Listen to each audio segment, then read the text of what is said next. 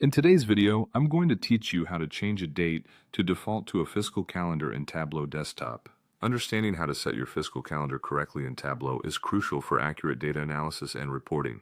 So let's dive right in and walk through these steps together. To begin, you want to open up your Tableau public app, which is where we'll be setting everything up today. Once you have it open, navigate to the worksheet where you want to apply the fiscal calendar settings. This worksheet is typically where you're visualizing data, and it's essential to have it ready as we proceed through the process. Now, with your worksheet open, it's time to organize the data.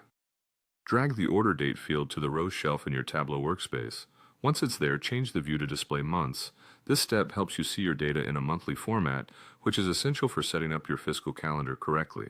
Now, we'll switch focus to the data source. You'll need to go to the Data menu and select your specific data source. This is the source from which your data originates, and adjusting the properties here will impact how your data behaves throughout the Tableau environment. With your data source selected, navigate to the Date Properties section. This is where you'll set up your fiscal calendar. In the Date Properties window, you have the option to change the fiscal start month to your desired month. Simply select the month that marks the beginning of your fiscal year. Once you've chosen the appropriate month, don't forget to click OK to save these changes. This setting aligns all your date details according to the fiscal year that best suits your business or analysis needs. After making changes to your data source properties, return to the worksheet view. Here you'll want to focus again on Order Date. Click on the drop-down menu for the Order Date field in the rows shelf. It is crucial to check this setting to ensure everything aligns perfectly. Within this drop-down menu, go to Default Properties and then select Fiscal Year Start. This will allow you to see and ensure that your fiscal year start aligns with the settings you just configured. Finally, click on the data source month that you wish to use as a default for your fiscal calendar. With this, you've successfully set the defaults for a fiscal calendar in Tableau desktop, ensuring all date-related data conforms to the fiscal year settings you implemented.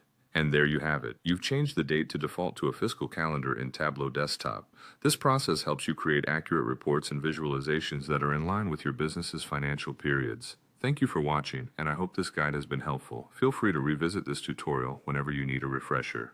Happy analyzing!